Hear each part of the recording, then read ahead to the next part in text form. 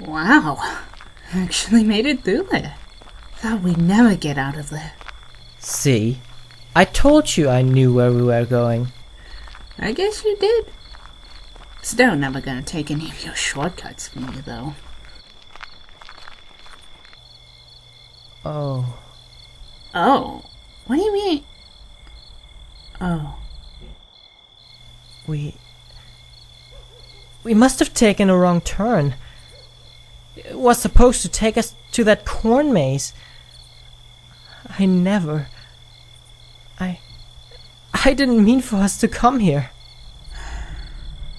This isn't your fault. Yes.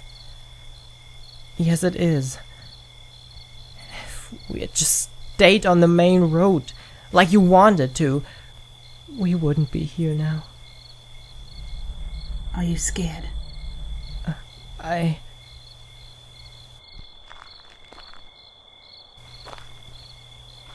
Wait. What are you doing? Getting flowers. It's not much, but dandelions will have to do. Why would you need these? 'Cause we're gonna go in. Would be nice to pay our respects. But we can't. It's closed. Since when has that stopped us before? Besides, I think we can make an exception this one time.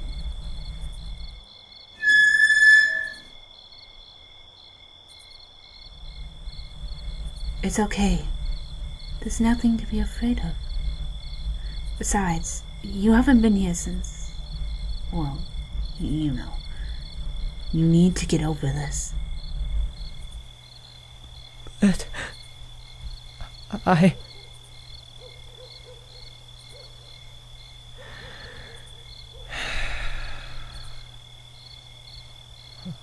Okay.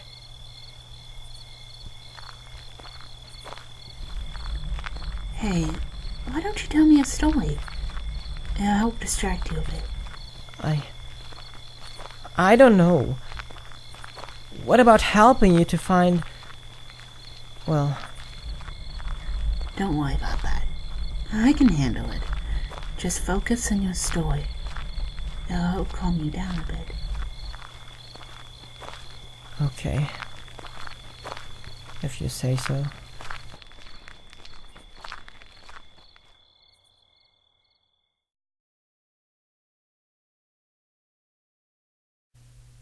This happened to me about 5 years ago. After I got out of the military, I was homeless, living in my car in Laurel, Maryland. And I was homeless for about 3 months. During this time, I used to frequently visit abandoned buildings at night to pass the time, since most nights I couldn't sleep.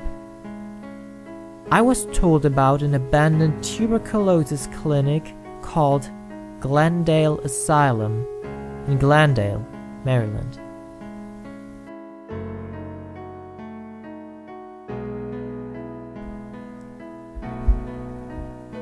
I went searching and found the clinic, parked my car and started up to the main building.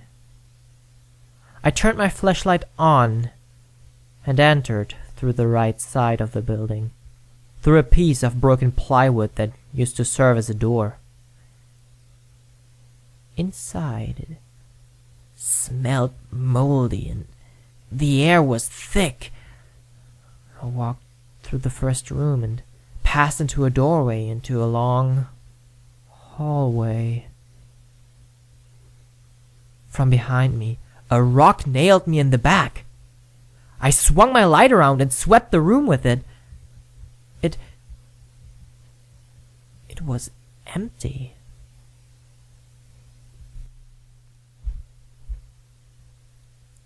Judging by the empty cans of beer, bottles of liquor, and graffiti on the walls, this seemed to be the party spot for thrill seekers and people who wanted to scare their friends. So, I called out, "If someone is in here, joke's over. Come on out! I searched around the room and found nothing. So I shrugged and pressed on.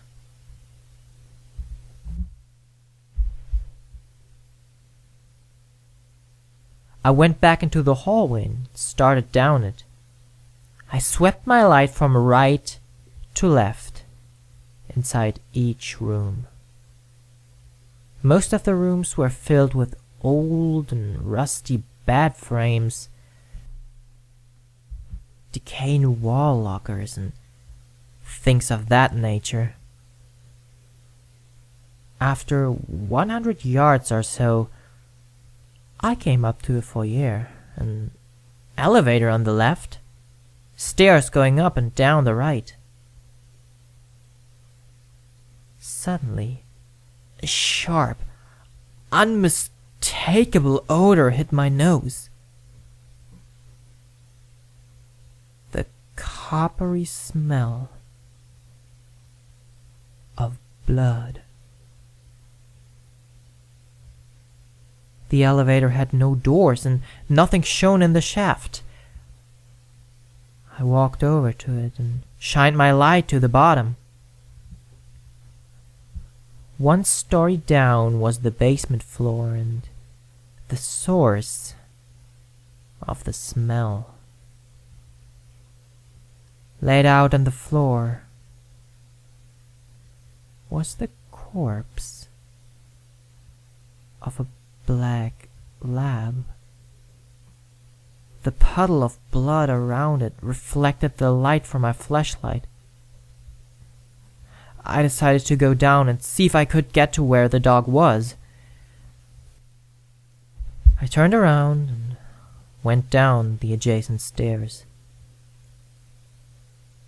Reaching the bottom, the dog was in front of me and the smell was even stronger. I crouched near the corpse and put my hand on its flank. It was still warm. The dog had been decapitated and there were several bones protruding from its legs and body.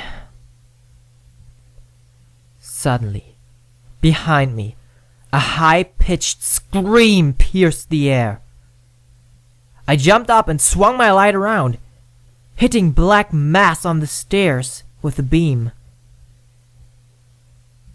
There was no distinguishable form, just a mass about the size of an adult in the middle of the stairs.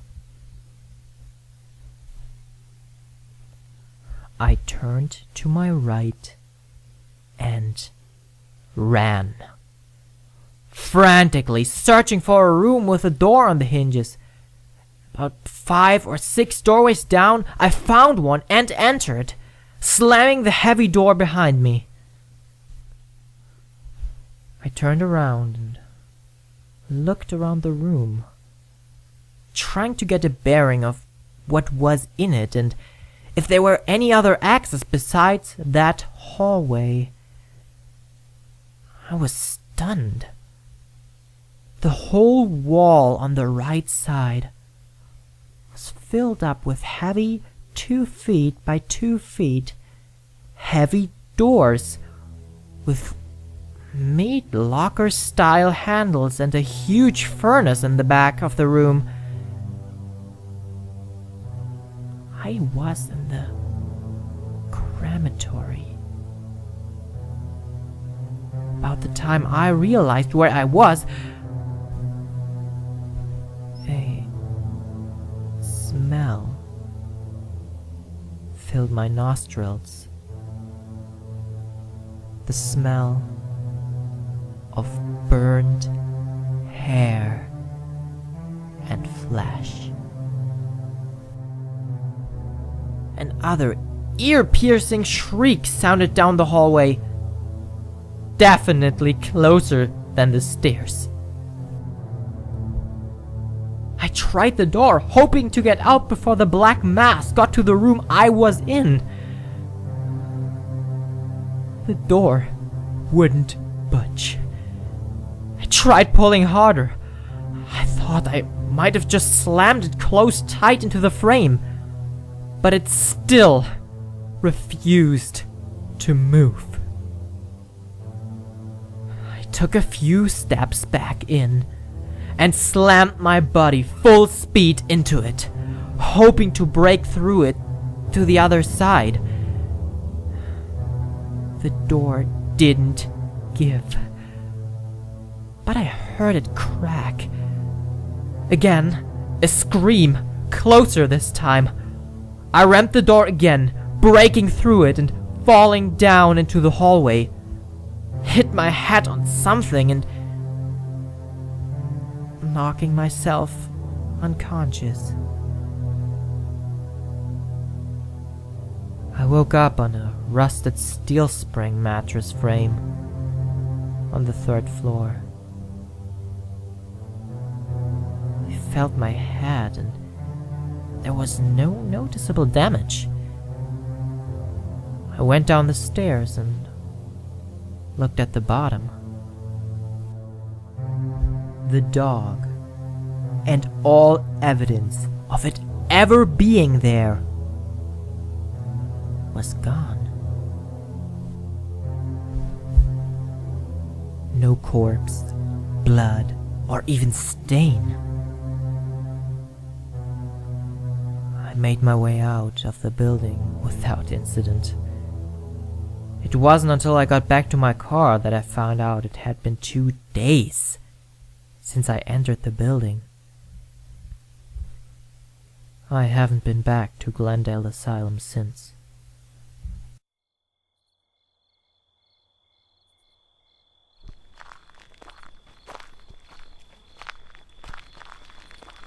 Oh, that was a good story. Nice job.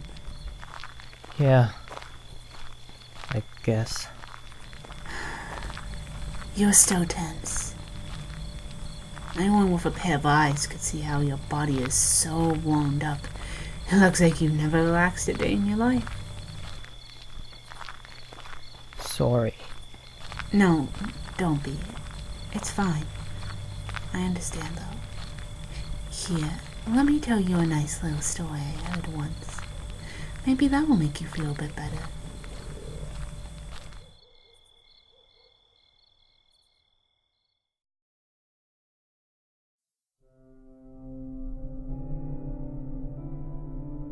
When I was a little girl, about 5 years old, I was asleep in my bed.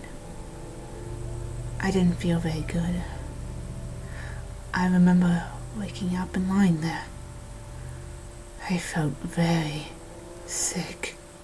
I remember seeing a blue light, like when you stare at a light bulb and then look away from it, and there's a blue dot, but bigger.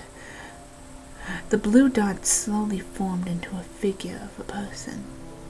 I was scared and didn't want to move or scream. The light in my room came on, and the figure moved towards me, forming into a woman. A woman with red hair tied in a bun, with blue or maybe green eyes. She was wearing a white skirt, a white top, and a white hat with a red cross on it. Which now, being older, I believe she was a nurse from probably the Red Cross. Anyways, she spoke to me. She held out her hand and said, "Amanda, you need to get up. Get up and come with me to your mother. Now." I didn't say anything to her. I didn't feel good and didn't want to get up. Again, she said, "Amanda, you need to come with me to your mother right away." So I took her hand and went with her to my mother's room. She knelt down and whispered in my ear, "You're going to be okay now." And I began to cry. Standing in my mother's bedroom doorway, She walked away. I was crying and went to my mother's bed. She awoke and said, "What's wrong? What's wrong?" I remember my mother grabbing me and feeling my head and began to panic. She brought me to the emergency room. The doctor told my mother my temperature was so high, he was surprised my brain didn't boil. I had to have surgery that night, with tubes put in my ears. The doctor said that if I had not woken up my mother that night, I would have died in my sleep. I truly believe I saw an angel that night. A guardian, or a spirit, or something. All I know is she saved my life. I want to see her again and thank her, or at least know who she was. If anyone has seen her, please email me amv00003@yahoo.com. Email Red Cross Angel. Please only email me if you had had the same or similar experience, or if you think you may know who she is. No spam or jokes, please. Just looking for an answer. Thanks for listening.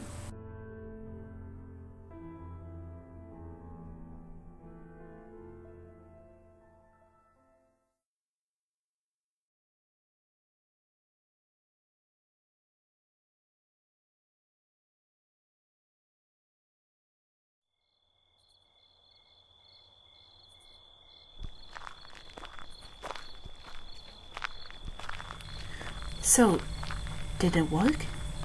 A little. We're here. It's... Yeah, I know. At least... they're together. Would never want to be apart from you. Me neither. At least they did that for us. But see? There's nothing to be afraid of, is there? I guess. But still doesn't mean I have to like it. Never asked you to like it. Just have to accept it and move on. There's nothing we can do about it now. Can we? Can we head out now? Please? Okay. I just want to lay these flowers down. It's always nice to get flowers. Yeah. After all, it's the thought that counts.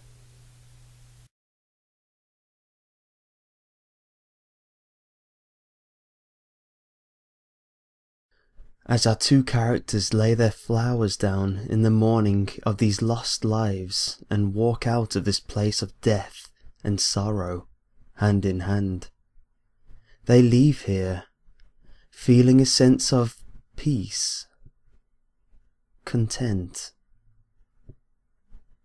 Fading into the distance, they feel that no matter what happens, they will still be here, watching, waiting as life goes by for that special time around All Hallows Eve.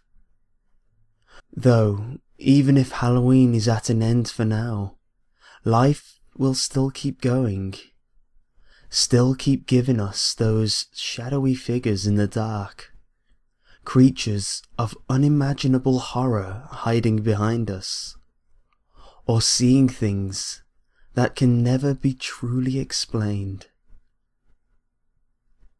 The true terror of the world will never end, always forever, until the end of time.